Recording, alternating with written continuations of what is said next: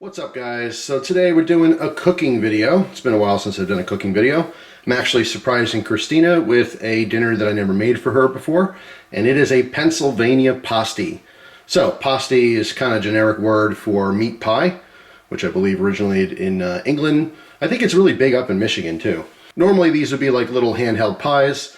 I grew up in Jersey and never heard of a pasty in my life. When I moved to Pennsylvania, when I first met my grandfather's girlfriend, she used to make them all the time. Every time we had a family event or something, she'd always bring a pasty or her version of a meat pie, or, you know, some people call it a hamburger pie because this recipe is using some ground beef instead of steak. Long story short, this is a very cheap, easy recipe to do. Normally this is less than $10 to get all the stuff. If you happen to not have any ingredients and you have to go out and buy all this stuff, it's usually less than 10 bucks. However, my local grocery store, which is a Weiss, stinks, and they're way overpriced. Here's the actual receipt. All right, for everything it ended up being $12.95, but normally, you know, you'd pay less than 10 bucks for all this stuff.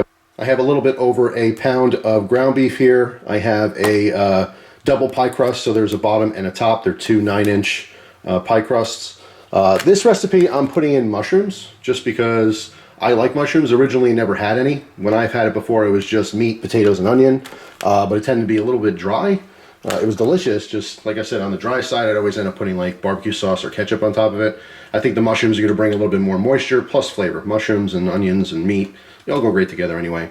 One onion, kind of medium size, and usually I use one large potato. In this case I'm going to use two, medium to small size potatoes.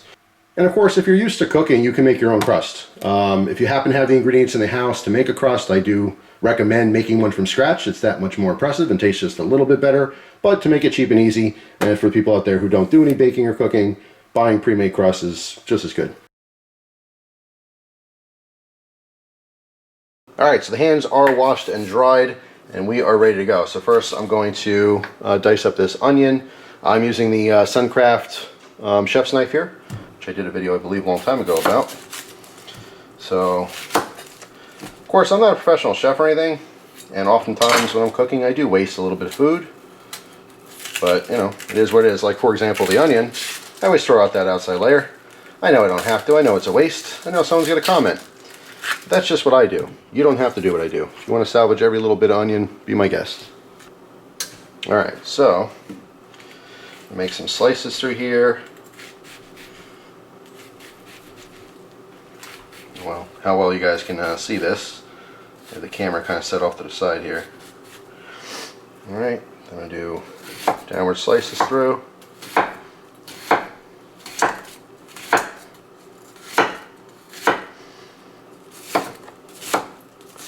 And slice it downward. Alright, just very quickly dices up an onion.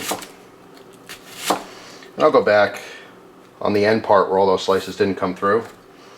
Alright, I'll do the same thing. I'll just kind of slice them long ways, kind of turn the pile, give it a couple chops. Alright, because when I'm all done, I usually take the whole pile here and I go back and do like a rocking action through the whole thing anyway. Alright, so I want these fairly small. I want to mix in with all the meat and potatoes and everything, kind of melt a little bit as they're sauteing as well. Again, my hands are probably in the way. I'm just doing a rocking motion. I'm pivoting. Alright, so I'm keeping the point on the cutting board here. Alright, and I'm rocking up and down and moving over. So it's slicing. Alright, pretty easy. So of course this isn't uniform pieces or anything, but it's fine. It's going in a pie. It's going to be delicious. Alright, so I put a chunk of butter in my pan here and threw in the onions. No heat yet. I want to chop everything and cook it all together. I decided I'm going to keep these sliced mushrooms how they are. Alright, just because they are sliced, they're going to shrink when they cook anyway. And I want the mushroom part of it to be a little bit bigger, a little bit, more of a bite mixed in with that meat. Alright, so I'm just dumping that right into the pan. Alright, so next are the potatoes. So, first thing we do is half them. Alright, I'll do both. So obviously we have 4 halves here. And I repeat the process with each one individually. I'll half that again.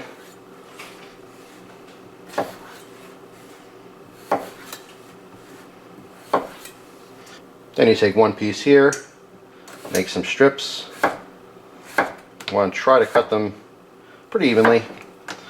Alright, once I have the strips here, just kind of line them up, cut the other way, so we have some chunks. I don't want it too fine. Again, I don't want this stuff to just all bleed together. I want some different textures, you know, when you're eating the pie. But that's pretty much it. So you have a pile of pieces, you know, yay big. Doesn't have to be precise. If you want to take your time, make every square the exact same size, again, be your guest. So there we go, a bunch of potatoes. So we're going to take those and put those in the pan as well. So we have everything all chopped up in here. Now I'm going to put the heat on high just to get this started. Alright, so I mixed everything together and let that butter melt. I'm actually going to drizzle in just a little bit of some olive oil, just to get a little bit more fat, but a lot of moisture is going to come out of those mushrooms. Alright, the potatoes. At this point, I'm going to hit it with a little salt and pepper. That's the pepper.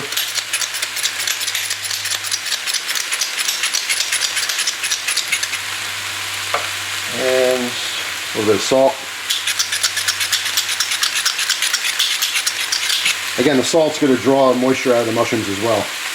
And an optional step is other seasonings you might like with this dish. Okay, this obviously leaves it open to whatever taste you like. At this point, you can put in some garlic if you want. I'm going to put in some of this stuff because I happen to really like this with meat. It's really smoky. There's like smoked paprika in here, all kinds of stuff. But I'm going to go ahead and grind a little of that in there as well.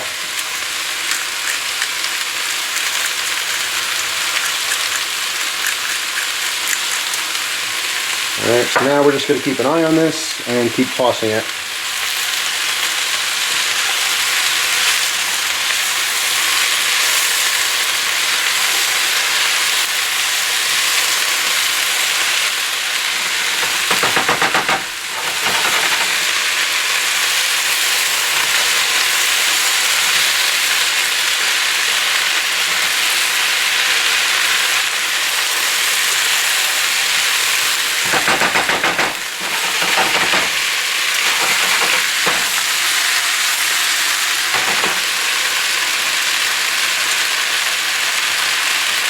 So we're just going to let that saute until it gets nice and brown.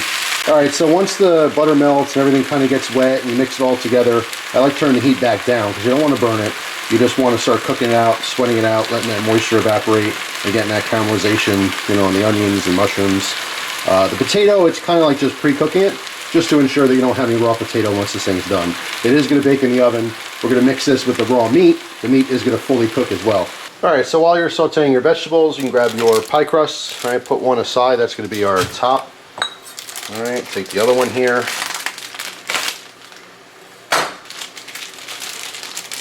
I'm going to unroll it, put it right in our dish.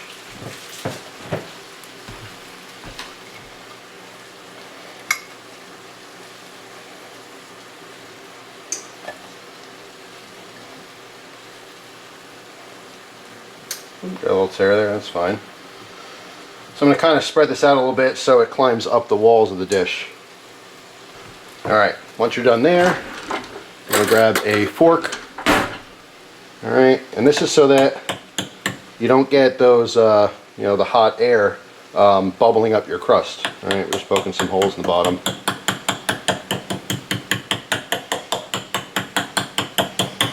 And that's fine. We're going to set this aside. Alright, so again, while you're waiting, you can grab your ground beef. Alright, I'm just going to put this into a bowl and season it. Now, I under-season when I'm cooking because I can always add seasonings later. If I add too much salt or too much pepper or something, I can't take that out, right? But we do want to hit this meat with a little bit of seasoning. Alright, so I'm actually going to use a different pepper grinder here. I happen to like a lot of pepper. Just seems to grind it a little bit faster. And I'm using some garlic salt. Alright, so I got it on sale somewhere. Himalayan pink salt with some garlic.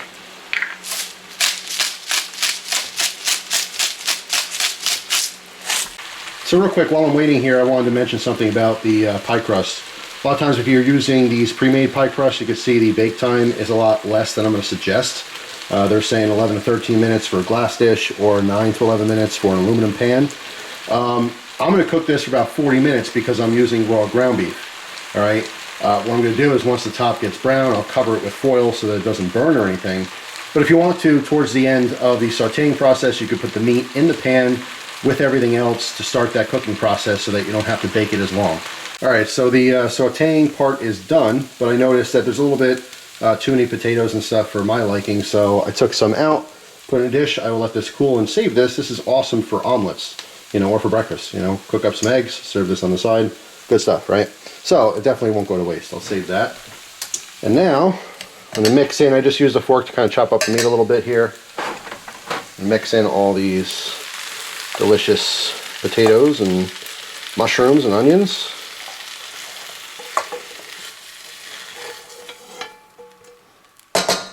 Alright, so now I'm just going to mix it all together. Of course, the heat is going to start to cook that meat a little bit, and that's totally fine. That's what we want. We want it all cooked together anyway. Alright, just make sure you mix this really well. You don't want a big pocket with just meat, you know, or just the vegetables. Alright, so now let's mix together very well. Grab our pie crust, dump it all in. Okay, now let's throw our top crust on. Same deal, it's just going to roll over the top. Pretty straightforward stuff.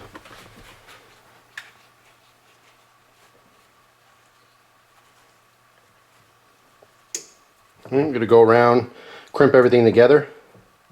Alright, so now with our sharp knife, just going to make a couple slices down the middle here. Again, this is just to let some of the steam out. Plus it'll open up and look kind of nice too when it's done. Now it's ready for the oven. I'm going to bake this for about 40 minutes or so. You can do the egg wash thing to make it look nice and shiny and good. Sometimes I do it, sometimes I don't. This time I'm not. Alright, quick tip to all the people out there surprising their loved one with this, like I am.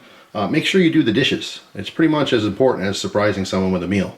Alright, if you say, hey, I made you a meal, and when you're done, there's a big old pile of dishes you could do, it kind of takes away from it a little bit. So while I'm waiting for this to cook, that's exactly what I'm going to do, is do all the dishes. So, it has been exactly 40 minutes down to the second. Just took it out of the oven. I'm going to let this cool for about 10 minutes or so before I cut into it, because right now all the juices are flowing everywhere and whatnot. So if I cut into it, it'll just be a sloppy mess. So I'm going to let it cool down a little bit. It turned out to be perfectly golden brown without any kind of coverage. Everyone's ovens are different. Sometimes you get hot spots. So if you happen to be doing this at home and the pie crust looks like it's done, but there's still time left to cook, just cover it with foil so it doesn't burn.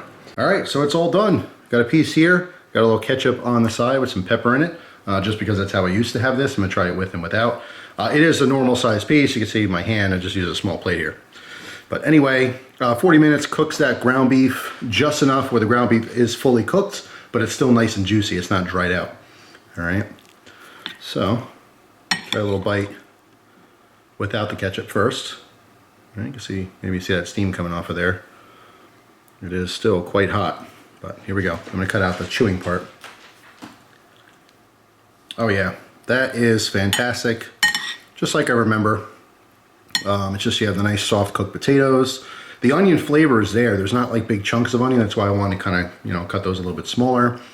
Obviously, the ground beef flavor, it all melts very well. And of course, pie crust is awesome. So I'm going to try a little bit with the ketchup. So what I normally do is just dip a spoon in or a fork or whatever. Then get a little scoop. Just gives something to it. Get a big mushroom in there. All right, so let's try this bite. Yeah, that is pretty much how I remember it. Plus the mushrooms. When I first had this recipe, like I said, there was no mushrooms in there. I think it really brings something, to the flavor overall. But it is awesome. I mean, the addition of ketchup, maybe that's kind of an American thing. People around the world are probably like, why are you putting ketchup on that? It just brings kind of a brightness to the flavor. The vinegar in there is kind of a sharp punch. Like I said, you can also do this with a little bit of barbecue sauce, if you prefer that over ketchup. But to be honest, it doesn't really need a condiment. By itself, it's juicy enough and flavorful enough. So there you go. That's my take on the Pennsylvania Pasty. If you guys have your own recipe for some kind of a meat pie, let me know down below. But that's it for now. Hope you guys have a wonderful day, and I will see you tomorrow with a brand new video. Take care.